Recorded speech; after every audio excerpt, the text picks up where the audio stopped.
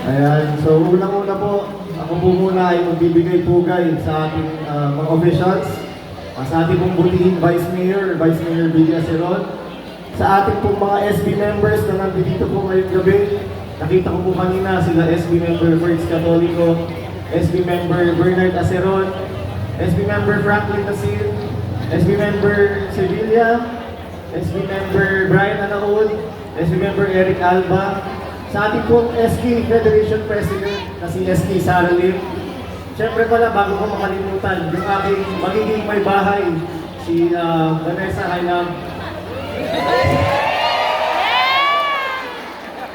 Ginati ko mo kasi mamaya magagalit na sa akin pag nanonood ako dito.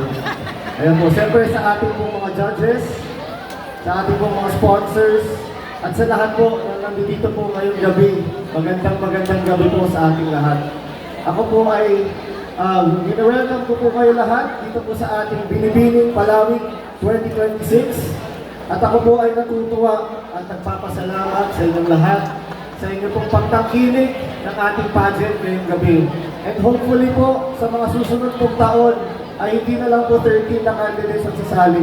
Buong 19 na barangay, lahat na po sana ay sasali sa susunod na Binibining Palawig. 19 lahat. Siyempre, to our sponsors, gusto ko po kayong pasalamatan dahil hindi po magiging successful ito pong ating event kung wala po kayo. Sa ating pong programs committee, headed by Sir Ron Leguia and Sir Ronwell Endalan, advance congratulations sa isang napakagandang event na kayo ang maghawak. And of course, sa ating nagagandahang mga kandidata, magandang gabi sa inyo.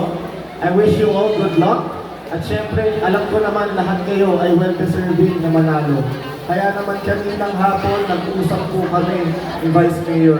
At ang sabi niya sa akin, Christian, dagdagan natin ang premyo ng Binibining Palawig. Ang magta-title po ngayong gabi, originally po, 50,000 pesos po ang premyo. Pero ngayong gabi po, gagawin na po natin 100,000 para sa magta-title. Kaya good luck. Galingan po ninyo mga candidates. At syempre sa ating lahat ngayong gabi, sana po mag-enjoy po tayong lahat. Huwag niyo po kalimutan na i-cheer ng inyong mga kandidata. Lakong salamat at marami kayo dito sa Montalban.